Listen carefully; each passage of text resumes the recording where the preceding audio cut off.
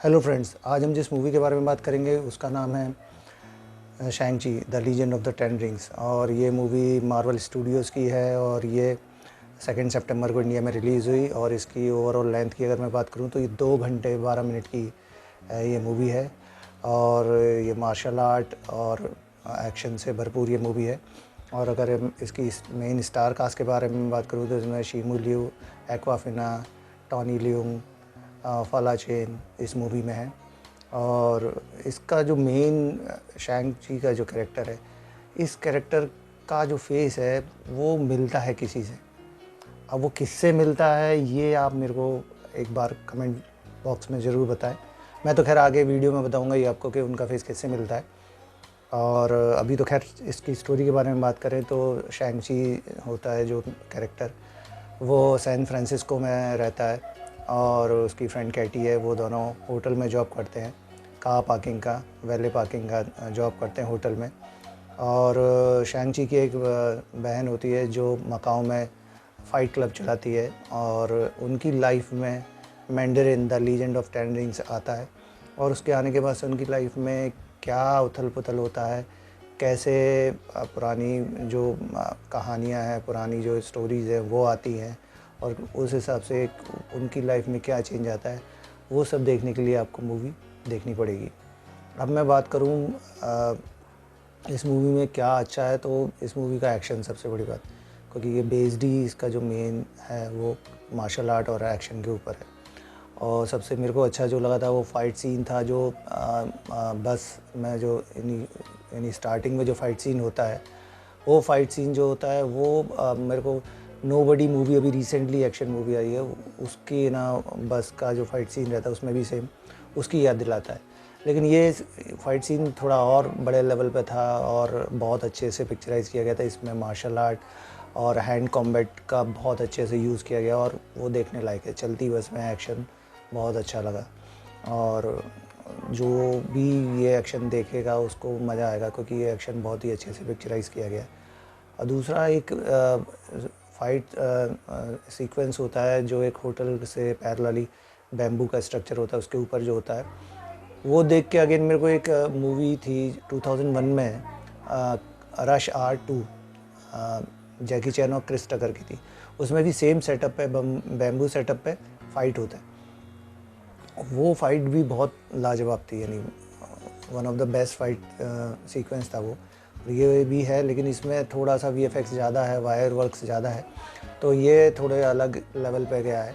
लेकिन ये सीक्वेंस भी बहुत अच्छा था। और इसमें जो शैंग-ची का कैरेक्टर है उसकी जो माँ रहती है, उसका एक हिडन विलेज रहता है तालो, सेम वैसे ही जैसे कि मार्वल मूवीज़ में ब्लैक पैंथर का एक अलग हिडन विलेज रहता है, सेम वैसे ही। तो वो तालो जो विलेज रहता है वो हर कोई नहीं जा पाता और मैंडरिन वहाँ जाने की हमेशा कोशिश करता है। और वो विलेज में जो क्रिएचर्स रहे वो बिल्कुल ही अलग हैं, यानी वहाँ आपको हेडलेस चिकन दिखेगा और जो हिरन है वो उसमें वो एकदम मोर जैसा उसका क्या कहते हैं टेल रहता है। और उसमें लास्ट में आपको ड्रैगन भी दिखाई देगा। और जो ड्रैगन है वो नॉर्मल ड्रैगन से अलग है, अगर जो अभी आपने गेम ऑफ थ्रोन्स वाला ड्रैगन देखा है उससे बिल्कुल अलग है। और वो उसमें जो ड्रैगन्स फाइट में जो वीएफएक्स किए गए हैं यूज़ वो बहुत अच्छे हैं। मार्शल आर्ट को देखते टाइम आपको बहुत पुरानी जो Chinese movie martial art movies थी जैसे क्राउचिंग टाइगर, हिडन ड्रैगन, उनकी याद आएगी। और इसमें जो मैंडरिन का कैरेक्टर है वो 1000 साल से ज़्यादा पुराना बताया, यानी वो बख्तरबंद और वो कवच से लेके सूट तक, घोड़े से लेके हेलीकॉप्टर तक, यानी वो इतना पुराना है कि उसके साथ के कछुए तो छोड़ो बैक्टीरिया भी मर गए होंगे, यानी वो इतना पुराना कैरेक्टर है। और सबसे बड़ी बात तो त्वचा से उसकी उम्र का पता ही नहीं चलता, वो देख के लगता ही नहीं है कि वो इतना 1000 साल पुराना प्राणी है। तो वो है। और उसकी लास्ट में फ़ाइट होती है शैंग-ची के साथ में और उसके हाथ में ब्लू कलर की एलईडी होती है और फाइनली शैंग-ची के हाथ में येलो कलर की एलईडी होती है और उनके बीच में जो फ़ाइट होती है वो बहुत अच्छी है। और वो जो गांव बनाया है, जो हिडन विलेज जो बनाया है वो भी बहुत अच्छा बनाया है। और ओवरऑल अगर कोई देखेगा तो ये एक्शन देख के उसको मज़ा आएगा। और है ना, अगर IMDb पे इसकी रेटिंग भी दें तो 8.2 या 8.7 है, जो कि बहुत अच्छी रेटिंग है। और यानी मैक्सिमम मोर देन 90% लोगों को ये मूवी बहुत पसंद आई है। ठीक है, तो अब मैं बात करता हूँ, जो मैं वीडियो के शुरू में मैंने बोला था कि जो शैंग ची का कैरेक्टर है, यानी शिमू लिू जो हीरो है, उनका फेस किससे मिलता है। तो आप थोड़ा दिमाग पे जोर डालिए, उनका फेस किससे मिलता है। जी हाँ, उनका फेस मिलता है चाइनीज़ प्रेसिडेंट शी जिनपिंग से।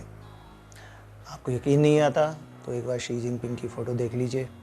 शी जिनपिंग की फ़ोटो देख के ऐसा लगता है कि वो अपने यंग डेज़ में शैंग ची जैसे ही दिखते होंगे। और अगर आप उन दोनों की, या फिर मैं बात करूं कि शैंग ची अगर है ना बूढ़ा हो जाएगा तो वो शी जिनपिंग जैसा दिखेगा। और अगर मैं आपको उनके यंग डेज़ की फ़ोटो दिखाऊं और अभी जो है शैंग ची की फ़ोटो दिखाऊं तो आपको ये चीज़ समझ में आ जाएगी।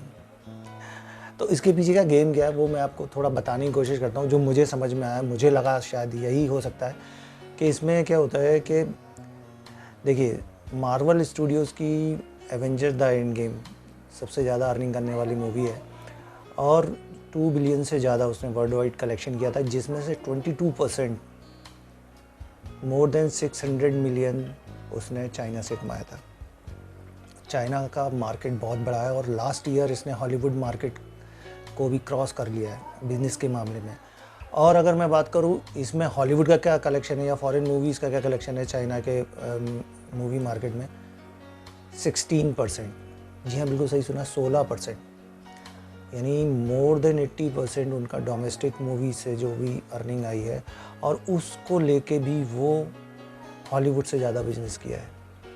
चाइना में कोटा सिस्टम चलता है, फॉरेन मूवीज़ के लिए बहुत लिमिटेड रिलीज़ेज़ होती हैं। इंडिया की भी बहुत ज़्यादा ही मूवी रिलीज़ नहीं हुई है, यानी आप है ना उंगलियों पे काउंट कर सकते हो जितनी मूवी वहाँ रिलीज़ हुई हैं।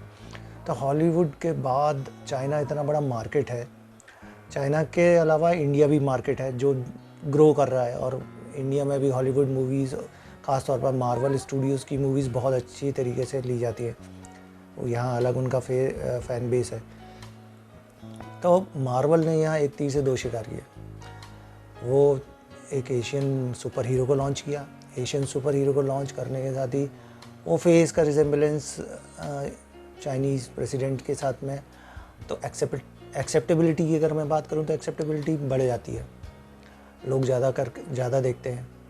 और इंडिया में तो मार्वल फैंस हैं ही, तो यानी एशियन मार्केट अब हॉलीवुड से ज़्यादा अर्निंग करके दे रहा है। हॉलीवुड को लग रहा है कि यहाँ पर मार्केट, यहाँ पर बिज़नेस ज़्यादा अच्छे से हो सकता है, क्योंकि कोरोना के बाद से कई कंट्रीज़, यूरोपियन कंट्रीज़ में लॉकडाउन लगा हुआ है, वो बंद हैं, सिनेमा हॉल्स ओपन नहीं है। ऐसे में कई हॉलीवुड रिलीज़ेज़ हैं वो बहुत पोस्टपोन हुई। अब जो मार्केट इस टाइम पर ओपन हो रहा है, अभी जो टॉकीज़ ओपन हो रही हैं वो सिर्फ हो रही है चाइना की, और इंडिया में भी धीरे धीरे ओपन हो रहा है। तो कोई बड़ी बात नहीं है, जब इंडिया अगर है ना बड़ा मार्केट, मूवी मार्केट बन के निकलेगा तो कोई Indian super hero Marvel series में आपको देखने को मिल जाए। तो बस ये गेम है पूरा का पूरा, बिज़नेस कैप्चर करने का, रीजन कैप्चर करने का। और बुरा नहीं है, ठीक है, सब धंधा करने बैठे हैं, क्योंकि इतना बड़ा स्टूडियो ये तो कर ही नहीं सकता कि अरे यार हमको पता ही नहीं था इनकी तो शक्ल मिलती है। वो तो है, इंटेंशनली है, और वो दिखाने के लिए है, बताने के लिए कि हाँ भाई देखो वो चाइनीज़ प्रेसिडेंट जैसा दिख रहा है, और लोगों को अपने चाइनीज़ प्रेसिडेंट जैसा दिखता है आदमी एक्शन करता हुआ दिखेगा तो लोगों को अच्छा लगेगा। तो इस हिसाब से उन्होंने पूरा गेम प्लान किया है, और अच्छा है, बढ़िया है। और बात करूँ मैं मूवी की, तो मूवी बहुत बढ़िया है, आप देखो इसे, विद फैमिली देखो, बच्चों के साथ भी देखने लायक मूवी है, और आप देखोगे तो आपको बहुत पसंद आएगी। Thank you.